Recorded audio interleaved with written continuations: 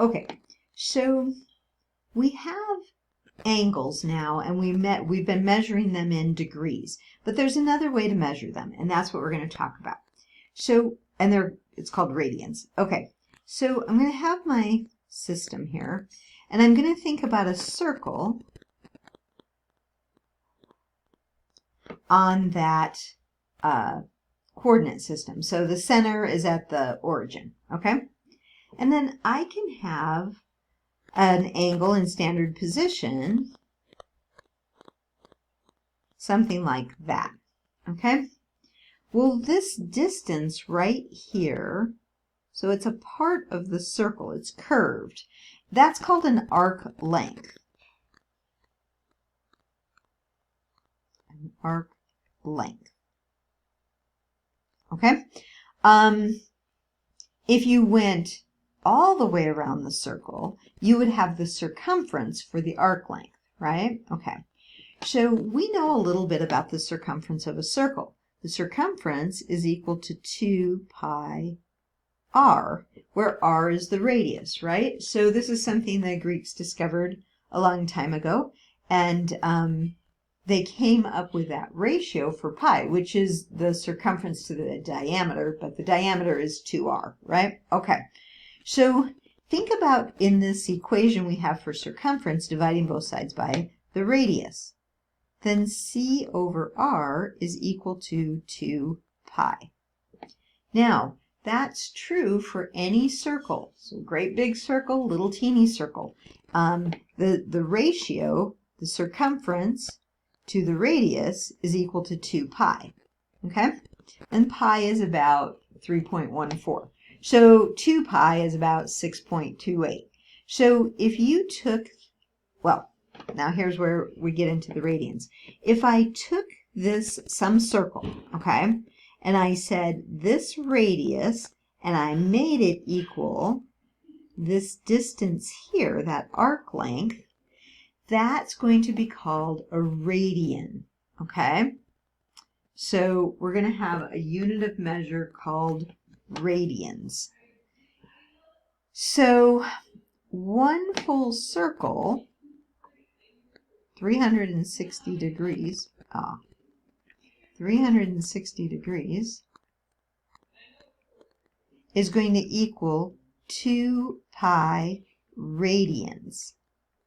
Okay, so let me explain it a little bit more. So you have this distance, okay, it's a linear measurement, and it's equal to the radius of some circle. Well, it doesn't matter what size of the circle is, it could be any, radius, but it's going to fit in there like 1, 2, 3, 4, 5, 6, and a little bit times, okay? So that's what we're going to label as a radian, okay? You can read about it a little bit more in the book, that might help, but the idea is that we have this new unit of measure in terms of radians, not degrees, okay? But this is still true. 360 degrees is going to equal 2 pi radians. So we have another way to measure the circle, and it's not in degrees.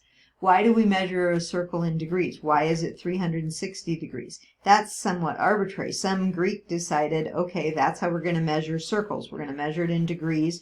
360 is a really nice number, and so we're going to say, if I take a circle and cut it up into 360 pieces, each one of those pieces is a degree, okay?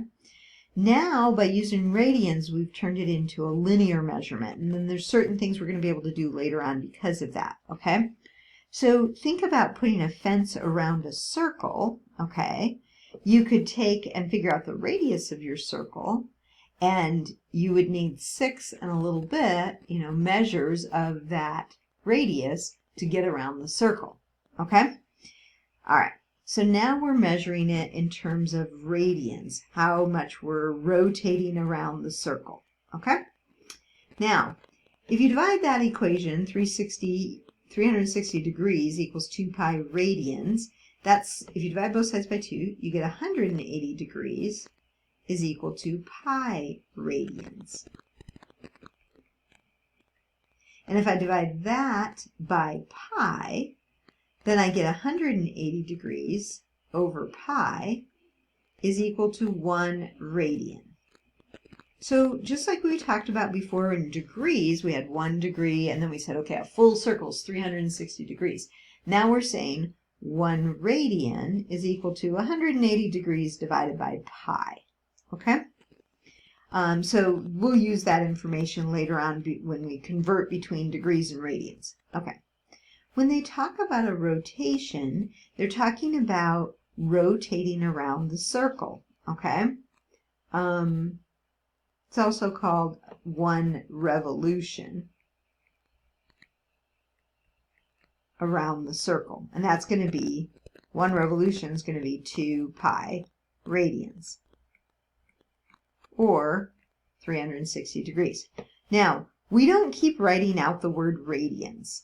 So when we say something has a degree measurement, let's say you have an angle that's 17 degrees, then we're going to put the degree symbol. If we just had something that was 3, oh, that angle is 3, that is implied to be radians. We don't write it out, but I will this time. Okay, so if you have the degree measurement, you know you're measuring in degrees. If you don't have the degree measurement, then you know you're in radians. Okay? All right.